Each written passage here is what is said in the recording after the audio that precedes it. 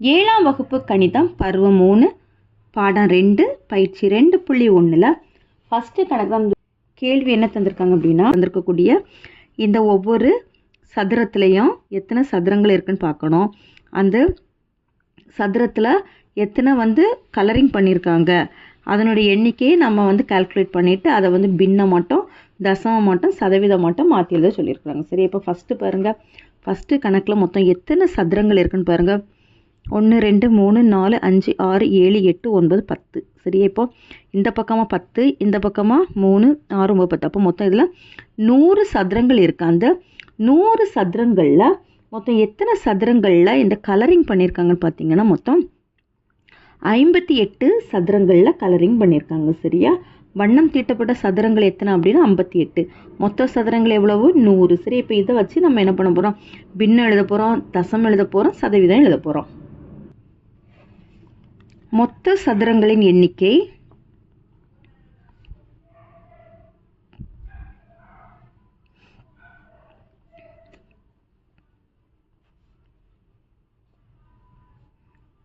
மொத்தம் எத்தனை சதுரங்கள் இருந்துச்சு? 100 இருந்துச்சா? இப்போ அதில் வண்ணம் தீட்டப்பட்ட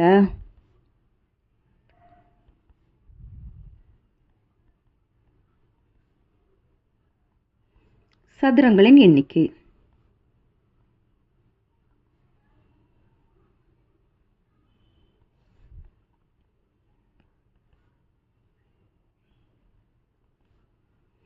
எவ்வளவு? 58. சரி, இப்போ இதை நம்ம எப்படி பின்னம் மட்டும் எழுதிடலாமா? இதை ஃபஸ்ட் நம்ம பின்னம் மட்டும் எழுதுகிறோம். பின்னம் = 100ல் 58. சரியா, 100 சதுரத்தில் 58 சதுரத்தில் கலரிங் பண்ணியிருக்காங்க. தசம எண்ணு இப்போ இதை நம்மளுக்கு பாருங்கள், பின்னத்தில் பையில் 2 0 இருக்கனால தசம எண்ணை மாற்றும் போது 1 2 இதில் இப்போ தசமத்தை வச்சிடலாமா? அப்போ 0.58. அடுத்து சதவீதம் பார்த்தீங்கன்னா 58/100 இருக்கிறத நம்ம சதவீதமாக மாற்றி எழுதினோன்னா 58 சதவீதம். சரி, 58 சதவீதம் இல்லையா? இந்த தசம எண்ணை 0.58. சரியா, இப்போது இது தசமமாக சதவீதமாக மாற்றணும்னா இது பெருக்கல் 100 போட்டோம் அப்படின்னா நமக்கு எவ்வளோ வந்துடும்னா 58 சதவீதம் வந்துடும். சரியா, அடுத்த செகண்ட் பாருங்கள். இப்போ இதுலேயே மொத்தம் 100 சதுரங்கள் இருக்குது. அதில் எத்தனை சதுரங்களில் கலரிங் பண்ணியிருக்காங்க அப்படின்னா 53 சதுரங்களில் என்ன கலரிங் பண்ணியிருக்காங்க. சரியா, மொத்தம் 100 வண்ணம் தீட்டப்பட்ட சதுரங்கள்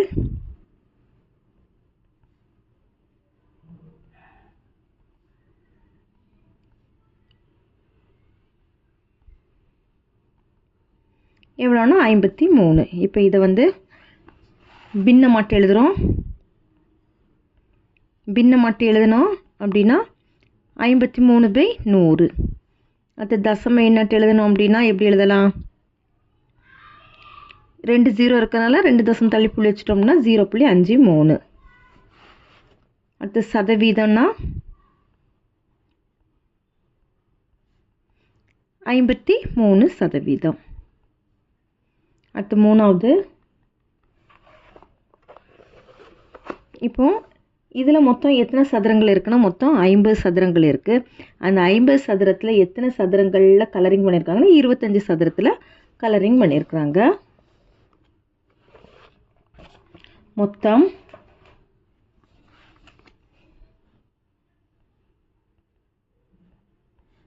50 வண்ணம் தீட்டப்பட்ட சதுரங்கள்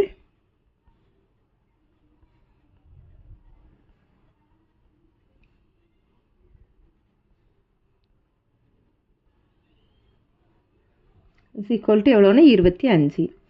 இப்போ பின்னம் மட்டும் எழுதுகிறோம். பின்னம் = 50 சதுரத்தில் 25ல் கலரிங் பண்ணியிருக்கு. ஓகேவா, 25/50. அடுத்து தசம எண் தசம எண்ணாக மாற்றணும் அப்படின்னா நம்மளுக்கு 1ல் பையில் 10 இருக்கணும், இல்லைனா 100 இருக்கணும், 1000 இருக்கணும். சரி, அந்த மாதிரி இருந்துச்சுன்னா தான் நம்ம வந்து தசம எண்ணாட்டு மாற்ற முடியும். இப்போ இதில் 50 இருக்கிறனால நம்ம இதை என்ன பண்ணலாம்னா 100 ஆட்டு மாற்றலாம். எந்த வாய்ப்பாடில் பெருக்குனா 100 ஆட்டு மாறும்? 2ஆம் வாய்ப்பாடில் பெருக்குனா 100 ஆட்டு மாறிடுமா? அப்போ பகுதியும் தொகுதியும் 2ஆல் பெருக்கிறோம். 25 × 2 50, 50 × 2 100. சரி, இப்போது 50/100 கிடச்சிச்சு. இப்போ இதை வந்து தசமத்தை மாற்றிடலாமா? 0.50 எழுதிடலாமா? அடுத்தது இதனுடைய சதவீதம் பார்த்தீங்கன்னா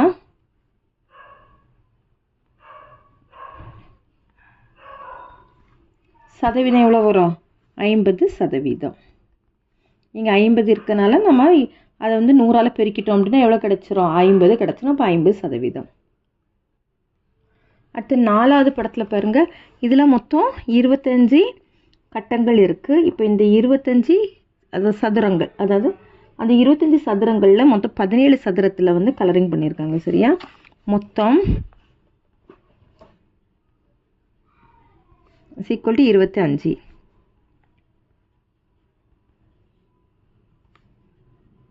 வண்ணமிடப்பட்ட சதுரங்கள் 17. இப்போ இதில் பின்னம் எழுதுகிறோம். பின்னம் = 17/25. 17/25. அடுத்து தசம எண் எழுதுகிறோம். தசம எண் எழுதும்போது தான் என்ன பண்ணணும்? இந்த பகுதி வந்து நம்மளுக்கு ஒன்றில் 10 இருக்கணும், இல்லை 100 இருக்கணும். இப்போ நம்ம 10 ஆட்டு மாற்ற முடியாது, ஆனால் 100 ஆட்டு மாற்றலாமா? எந்த வாய்ப்பாடில் பெருக்கிற 100 மாறிடும்? 4ஆல் பெருக்கிற 100ஆல் மாறிடுமா? 17ஐயும் 4ஐயும் பெருக்கும்போது 68/25 × 4 எவ்வளவு? 100. இப்போ இது தசம எண்ணாட்டு எழுதும்போது 0.68. இனி சதவீதம் மட்டும் எழுதுகிறோம். சதவீதமாக எழுதும்போது இந்த 17/25 என்ன பண்ணுறோன்னா 100ஆல் பெருக்கிறோம். சரியா? 100ஆல் பெருக்கிறோம். பெருக்கும்போது 1 25 25 4 25 100. இப்போ 17ஐயும் 4ஐயும் பெருக்கணும் அப்படின்னா 68%. இல்லைன்னா என்ன பண்ணுறோம்னா இந்த 68% நம்ம டைரெக்டாக கூட நம்ம போட்டுடலாம். ஓகேவா? அடுத்து 5வது,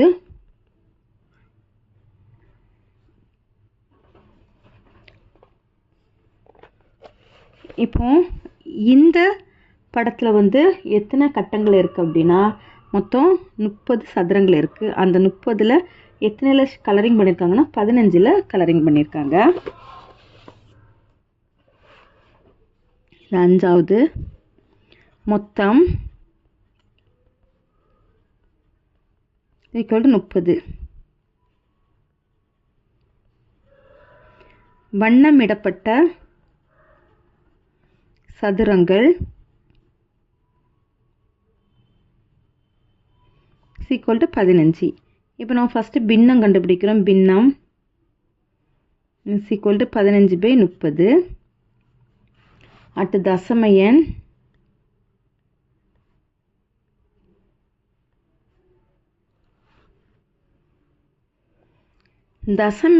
கண்டுபிடிக்கணும் அப்படின்னா 15/30.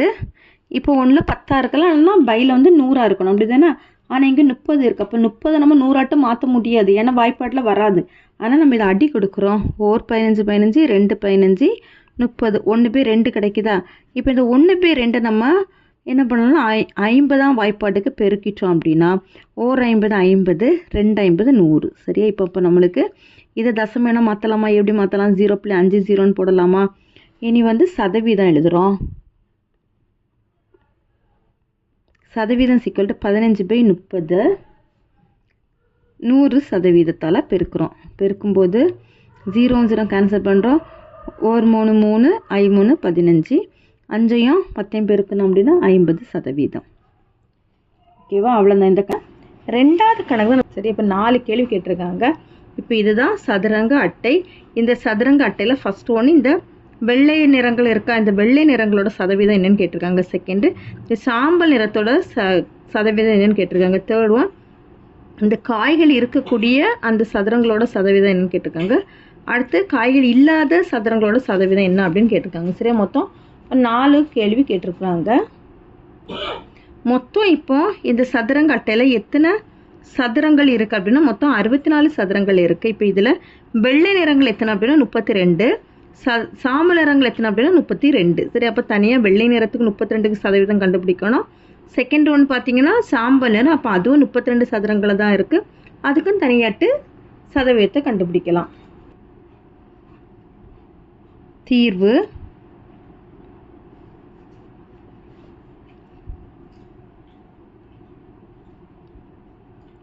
சதுரங்க அட்டையில் உள்ள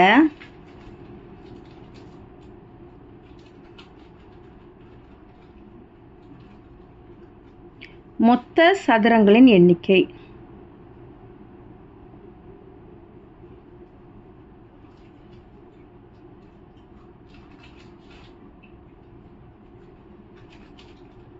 எவ்வளோ அப்படின்னா 64. இப்போ எல்லாம் ஃபஸ்ட்டு கேள்வி, வெள்ளை நிற சதுரங்களின் எண்ணிக்கை.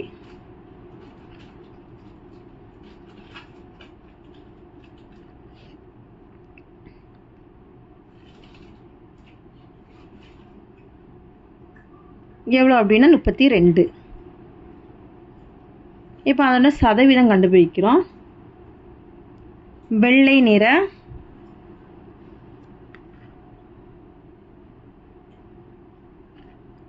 சதுரங்களின் சதவீதம்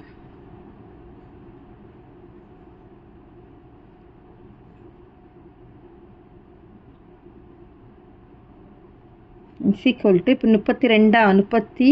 32/64 × 100 அடி கொடுக்குறோம். 1 32 32, 2 32, 64, 4 2 52, 100. அப்போ ஃபர்ஸ்ட் உனக்கு ஆன்சர் என்ன பார்த்தீங்கன்னா 50%. அடுத்து செகண்டு,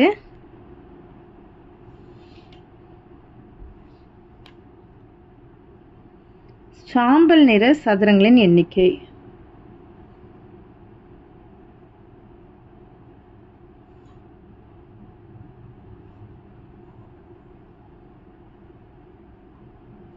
எத்தனை அப்படின்னா 32. இப்போ இதனுடைய சதவீதம்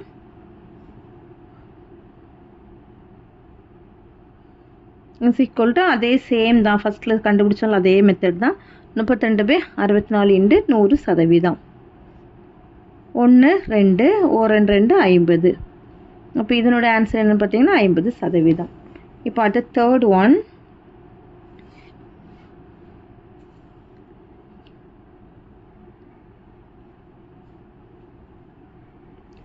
சதுரங்க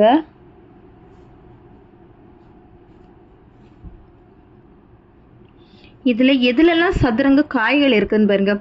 1 2 3 4 5 6 7 8 9 10 11 12 13 14 15 16 17 18 19 20. அப்போ மொத்தம் 20 சதுரங்களில் சதுரங்க காய்கள் இருக்குது. சரி, இப்போ அதனுடைய சதவீதம் எப்படி கண்டுபிடிக்கணும்? 20/64 × 100%. கேன்சல் பண்ணலாமா?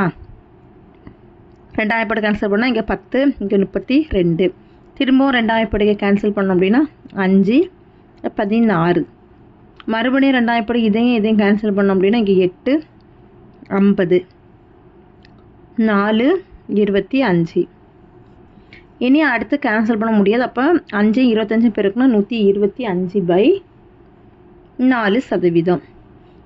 125 4ஆல் வகுக்கிறோம். 3 4 12. இந்த 5 கீழே இருக்கணும் அப்படின்னா 1 4 4, மீதி 1. சரி, அப்போது இது தகாபினதை கலப்பினதாக மாற்றணும் அப்படின்னா 31. இந்த ஈவை எழுதிக்கணும். 1/4%. அடுத்தது 4வது, காய்கள் இல்லாத சதுரங்கள் பார்க்குறோம்.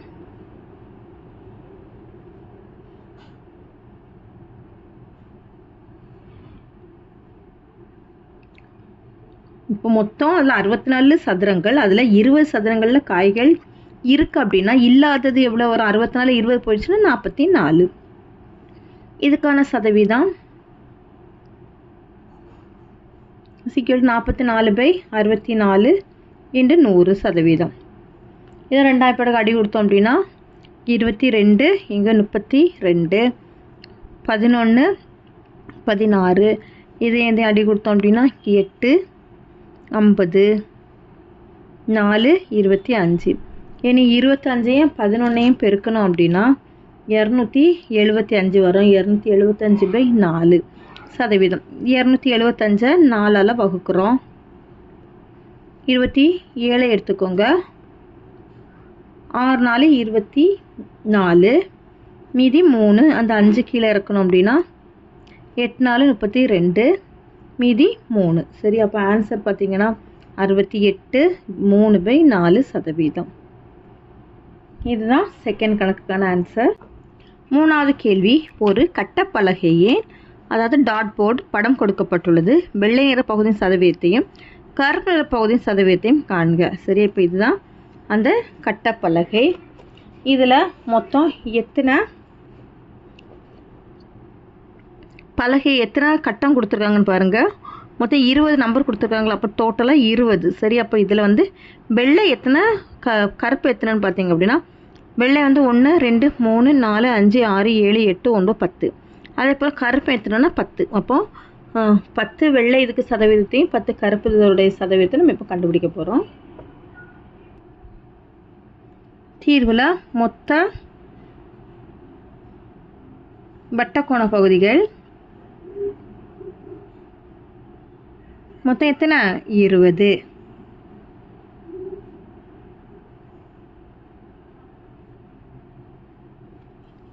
வெள்ளை நிற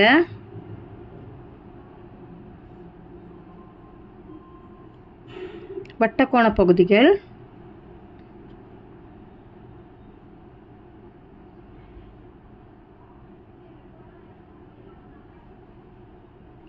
வெள்ளை நிற வட்டக்கோண பகுதியில் எத்தனை? 10. சரி, இப்போ இதனுடைய சதவீதம் என்னன்னு பார்க்கணும். therefore சதவீதம் 20ல் 10 வெள்ளை. சரியா, அப்போ 100%. ஒரு 10 10 2, ஒரு 2 2 50. அப்போ இதனுடைய சதவீதம் என்னென்னா 50%. அடுத்தது அதே போல் கருப்பு நிற பகுதிகளோட எண்ணிக்கை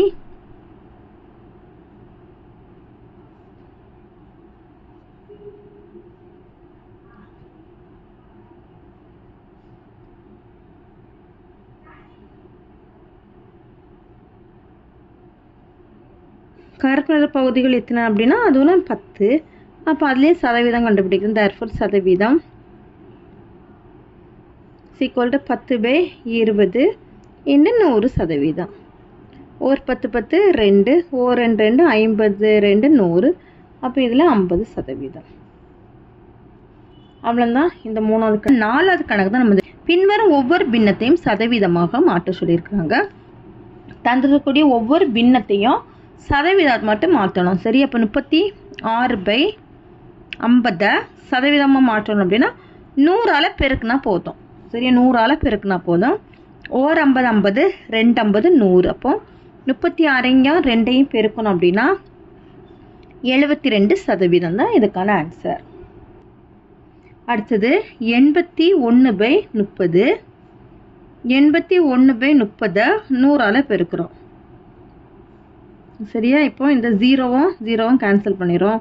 ஒரு 3 3 27 3 81. அப்போ 27 × 10 பெருக்கணும்னா 270%. மூணாவது கணக்கு 42/56. 42/56 100ஆல் பெருக்கணும் அப்படின்னா இதை வந்து நம்ம இப்போ 7ஆம் வாய்ப்பாடுக்கு அடி கொடுக்கலாமா? 7ஆம் வாய்ப்பாடு அடி கொடுத்தோம் அப்படின்னா இதில் 6 7 42, இது 8 7 56. சரியா, மறுபடியும் 2ஆம் வாய்ப்பாடுக்கு அடி கொடுத்தோம் அப்படின்னா 3 4. இனி இதையும் 4ஆம் வாய்ப்பாடு கேன்சல் பண்ணால் 1 4 4 25 4 100. இப்போ 3ஐயும் 25ஐயும் பெருக்கணும் அப்படின்னா 75%. அடுத்து நாலாவது கணக்கு 2 1/4. இப்போ இது என்ன பின்னம்? கலப்பு பின்னம். அப்போ இது என்ன பின்னம் மாத்திரம்? தகா பின்னம் மாத்திரம். 2 4 8 8 + 1 9/4. இதுக்கு தான் இப்போ நம்ம சதவீதம் கண்டுபிடிக்கிறோம். ஒரு 4 4 25 4 100. 9ஐயும் 25ஐயும் பெருக்கணும் அப்படின்னா 225%. அடுத்து 5வது கணக்கு 1 3/5. இது கலப்பு பின்னம். அப்போ தகாபினம் மாற்றணும்னா 1 5 5 5 + 3 8/5. 100ஆல் பெருக்கிறோம். 1 5 5 2 0. சரியா? இப்போ போய் 8ஐயும் 20ஐயும் பெருக்கணும் அப்படின்னா 160%. அவ்வளோதான் இந்த கணக்கு. ஒரு தேர்வில் 500க்கு 436 மதிப்பெண்கள் பெற்றார் எனில் அவர் பெற்ற மதிப்பெண்களை சதவீதத்தில் கூறுக. சரி, அன்பு வந்து ஒரு எக்ஸாமில் வந்து 500க்கு 436 மதிப்பெண்கள் பெற்றிருக்கிறாரு. இப்போ அவன் பெற்ற அந்த மதிப்பெண்களோட சதவீதம் தான் என்ன அப்படின்னு கேட்டிருக்கிறாங்க. மொத்த மதிப்பெண்கள் எவ்வளவு? 500. அன்பு பெற்ற மதிப்பெண் எவ்வளவு? 436. அன்பு பெற்ற மதிப்பெண்களோட சதவீதம் இப்போ கண்டுபிடிக்கணும் அப்படின்னா 500க்கு 436 சரியா இன்று 100% போடணும். 100% போட்டுக்கிட்டா இந்த 2 0 அடி கொடுத்துடலாமா? 2 0 அடி கொடுத்துட்டோம் அப்படின்னா 436 5ஆல் வகுக்கிறோம். 43 எடுத்துக்கோங்க. 8 5 40. அடுத்தது மீதி 3. 6 கீழே இறக்கணும் அப்படின்னா 7 5 35. மீதி 1. இனி புள்ளி வச்சு 0 போட்டோம் அப்படின்னா 2 5 10. இப்போ ஆன்சர் என்ன வரும் அப்படின்னா 87.2%. அன்பு வாங்கிய மதிப்பெண்களோட சதவீதம் எவ்வளோ அப்படின்னா 87.2%. அடுத்த 6வது கணக்கு பின்வரும் ஒவ்வொரு சதவீதத்தையும் பின்னமாக மாற்றுக. சரி, ஒவ்வொரு சதவீதத்தை எப்படி மாற்ற சொல்லியிருக்காங்க அப்படின்னா பின்னமாட்டு மாற்ற சொல்லியிருக்காங்க. ஃபஸ்ட்டு 21%. சதவீதம்னாலே நம்மளுக்கு என்னது 100ன்னு தெரியும். சரி, இப்போ அதை பின்னமாட்டு மாற்றணும் அப்படின்னா 21/100. 21/100 நம்ம பின்னமாட்டு மாற்றியாச்சு. அடுத்த 2வது கணக்கு 93.1%.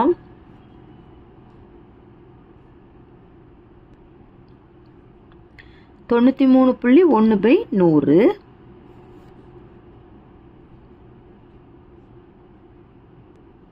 இப்போ இதில் பாருங்க ஒரு தசமம் தள்ளி புள்ளி இருக்கனால மேலேயும் கீழேயும் 10ஆல் பெருக்கிறோம். பெருக்கனா இந்த தசமம் இங்கே போயிருமா? போயிட்டுனா 931 வந்துடும். 100ஐயும் 10ஐயும் பெருக்கணும் 1000. அப்போ 931/1000. அடுத்து 3வது 151%. 151/100ன்னு போட்டுட்டாலும் நமக்கு ஆன்சர் வந்தாச்சு. அவ்வளோதான், 151/100. அடுத்து 4வது 65%. 65/100. இப்போ இது 5 வாய்ப்பாடு அடி கொடுத்தோம் அப்படின்னா இங்கே 1 5 5 மீதி 1 3 5 15. இது 5 வாய்ப்பாடு அடி கொடுத்தோம் அப்படின்னா 2 0. இப்போ ஆன்சர் 13/20. அடுத்த 5வது கணக்கு 0.64%. 0.64/100ன்னு போட்டுக்கணும். சரி, இப்போ இதில் எத்தனை தசம் தள்ளி புள்ளி இருக்குன்னா 2 தசம் தள்ளி புள்ளி இருக்கிறதுனால 100ஆல் மேலேயும் கீழேயும் பெருக்கிக்கிறோம். பெருக்கும்போது இது வந்து 64 மாறிடும். இது வந்து 100 பெருக்கும்போது 10,000 கிடைக்கும். சரி, இது 10,000 கிடைக்கும். இனி இது நம்ம அடி கொடுத்தோம் அப்படின்னா 2 வாய்ப்பாடுக்கு அடி கொடுத்தோம் அப்படின்னா இங்கே 32, இங்கே 5000 கிடைக்கும். திரும்ப 2 வாய்ப்பாடு அடி கொடுத்தோன்னா 16, இங்கே 2500. திரும்பவும் 2 வாய்ப்பாடு அடி கொடுத்தோன்னா 8, இங்கே 1250. என்ன அடி கொடுத்தோம்னா 4, இங்கே 625. இதுக்கு மேலே இதை நம்மளுக்கு கேன்சல் பண்ண முடியுது. அப்போ இதை தான் நம்ம ஆன்சர் எழுதிக்கணும். 4/625. ஓகேவா? அவ்வளோதான் 6வது கணக்கு. 7வது கணக்கு இனியன் 5 டசன் முட்டைகளை வாங்கினார். அதில் 10 முட்டைகள் கெட்டு விட்டால் நல்ல முட்டைகளின் சதவீதத்தை காண்க. சரியா, மொத்தம் 5 டஜன் முட்டைகளை வாங்கியிருக்கிறார். ஒரு டஜனுக்கு எவ்வளோ முட்டைன்னு தெரியும் அப்படி தானே? ஒரு டஜனுக்கு 12 முட்டைகள். அப்போ 5 டஜனுக்கு எத்தனை முட்டைகள்னா 60 முட்டைகள். இப்போ 60 முட்டைகளில் 10 முட்டைகள் என்ன கெட்டு விட்டு ஓகேவா? அப்போ அடுத்து நல்ல முட்டைகளோட சதவீதம் எவ்வளோன்னு கேட்டிருக்காங்க. அப்போ 60லேருந்து 10 போயிடுச்சுன்னா 50 நல்ல முட்டைகள் தான் இருக்குது. அப்போ அந்த 50 முட்டைகளோட நம்ம சதவீதத்தை கண்டுபிடிக்கணும். ஓகேவா? ஒரு டஜனுக்கு எவ்வளோன்னா 12. 5 டஜனுக்கு 5 × 12 = 60. இனியன் வாங்கிய முட்டைகளோட எண்ணிக்கை எவ்வளவு? 5 டஜன் தான் வாங்கியிருக்கிறான். அப்போ 60 முட்டைகள் வாங்கியிருக்கிறான். அதில் கெட்டு போன முட்டைகள் எவ்வளவு? 10. அப்போ நல்ல முட்டைகள் 60லேருந்து 10 கழிச்சோம்னா 50 நல்ல முட்டைகள். இப்போ நல்ல முட்டைகளோட பின்னை நம்ம எழுதுகிறோம் அப்படின்னா மொத்தம் டோட்டலாக 60 முட்டைகளில் நல்ல முட்டைகள் 50. சரி, இப்போ இதுக்கு தான் நம்ம என்ன பண்ண போகிறோம்னா சதவீதம் கண்டுபிடிக்க போகிறோம். நல்ல முட்டைகளோட சதவீதம் கண்டுபிடிக்கிறோம். 50/60 × 100%. இது 0 கேன்சல் ஆயிடுது. இனி இதை 2ஆம் வாய்ப்பாடுக்கு அடி கொடுத்தோம் அப்படின்னா 3, இது 2ஆம் வாய்ப்பாடுக்கு அடி கொடுத்தோம்னா 25. சரி, அப்போ இனி 25 10 பெருக்கணும்னா 250/3ன்னு கிடைக்கும். 250 3ஆல் வகுத்தோம் அப்படின்னா 8 3 24, மீதி 1. 0 கீழே இறக்குறோம். 3 9, மீதி 1. புள்ளி வச்சு 0 போடுறோம். 3 9, மீதி 1. திரும்ப 0 போட்டோன்னா 3 9. அப்படி நம்மளுக்கு போயிட்டே இருக்கோம். அப்போ ஆன்சர் வந்து 83.833%. 83.33%. சரி, அப்போ நல்ல முட்டைகளோட சதவீதம் தேர்ஃபோர் நல்ல முட்டைகளின் சதவீதம்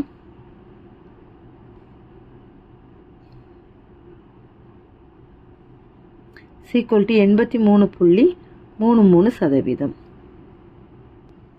அடுத்து 8வது கணக்கு. ஒரு தேர்தலில் வேட்பாளர் ஒருவர் பெற்ற வாக்குகளின் சதவீதம் 48% ஆகும். அவர் பெற்ற வாக்குகளை குறிக்கும் பின்னம் எது அப்படின்னு கேட்டிருக்கிறாங்க. சரி, இப்போ ஒரு தேர்தலில் வந்து ஒருவர் பெற்ற வாக்குகளோட சதவீதம் தந்துட்டாங்க. எவ்வளோனா 48%. அவர் வந்து அந்த எவ்வளவு வாக்கு பெற்றிருக்கார் 48%. அதனுடைய பின்னம் தான் என்ன அப்படின்னு கேட்டிருக்கிறாங்க. வேட்பாளர் பெற்றிய வாக்குகளின் சதவீதம் எவ்வளோ அப்படின்னா 48%. அதை நம்ம 48/100ன்னு போடலாமா? ஏன்னா சதவீதம்னாலே நம்மளுக்கு எதை குறிக்கும்? 100 குறிக்குது. அப்போ 48/100. இதை இனி 2ஆம் வாய்ப்பாடுக்கு அடி கொடுத்தோம் அப்படின்னா 24 வரும். இதில் வந்து 50 முறை வருமா? மறுபடியும் 2ஆம் வாய்ப்பாடுக்கு அடி கொடுத்தோம்னா 12, இங்கே 25. அப்போ வேட்பாளர் பெற்ற வாக்குகளின் பின்னம் எவ்வளவு? 12/25. அவ்வளோதான். 8ஆவது கணக்கு முடிஞ்சிச்சு. 9வது கணக்கு. ரஞ்சித்தின் மாத வருமானம் ரூபாய் 7500. அதில் 25% சேமித்தார் எனில் அவர் எவ்வளவு தொகையை சேமித்தார் என்பதை காண்க. சரி, அவரோட மாத வருமானம் 7500 ரூபாவாம். அதில் 25% வந்து சேமிப்புக்காக வச்சிருக்கிறாரு. அப்போ எவ்வளோ ரூபா அவர் சேமிச்சிருக்கிறாரு அப்படின்னு கேட்டிருக்கு. ஓகேவா? ரஞ்சித்தின் மாத வருமானம் ரூபாய் 7500. ரஞ்சித்தின் சேமிப்பு தொகை எவ்வளவு அப்படின்னா மாத வருமானத்தில் 25%.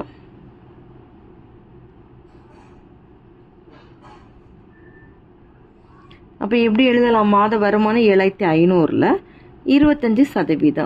சரியா?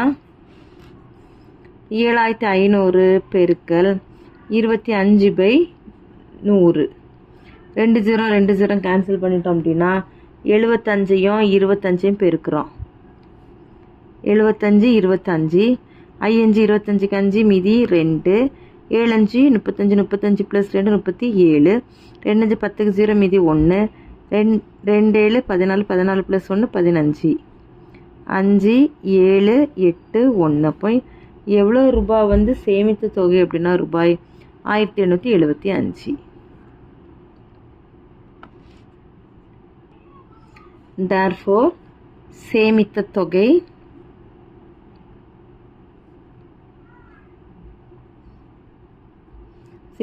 ரூபாய் 1875. 10வது கொள்குறி வகை வினாக்கள். தென்றல் தனது வருமானத்தில் 4ல் 1 பங்கை சேமித்தால் அதன் சதவீதத்தை காண்க. சரி, 4ல் 1 பங்கு. 4ல் 1 பங்கு வந்து இதில் அவனோட வருமானத்தில் 4ல் 1 பங்கு சேமிப்புக்காக பண்ணியிருக்கிறாங்க. சரி, அப்போ அதனுடைய சதவீதம் என்னன்னு கேட்டிருக்காங்க. அப்போ இதில் 100%. 1 4 4 25. ஓகே, 25 4 100. 1 25 பெருக்கணும் 25% தான் இந்த கணக்குக்கான ஆன்சர்.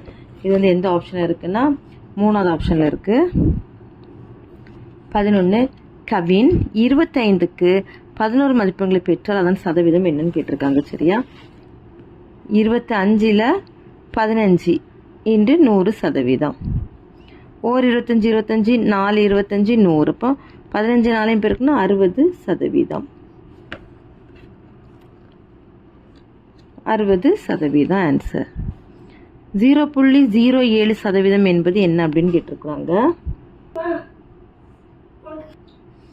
0.07% இதை எப்படி கண்டுபிடிக்கணும் அப்படின்னா 0.07/100ன்னு வருமா.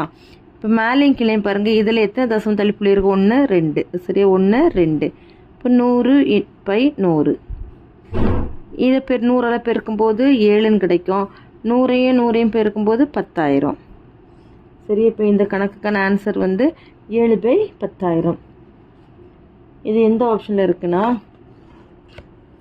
4வது ஆப்ஷனில் இருக்குது. இதுதான் கரெக்டு, 7/10,000. அவ்வளோதான், இந்த பயிற்சி முடிஞ்சிச்சு. தேங்க்யூ.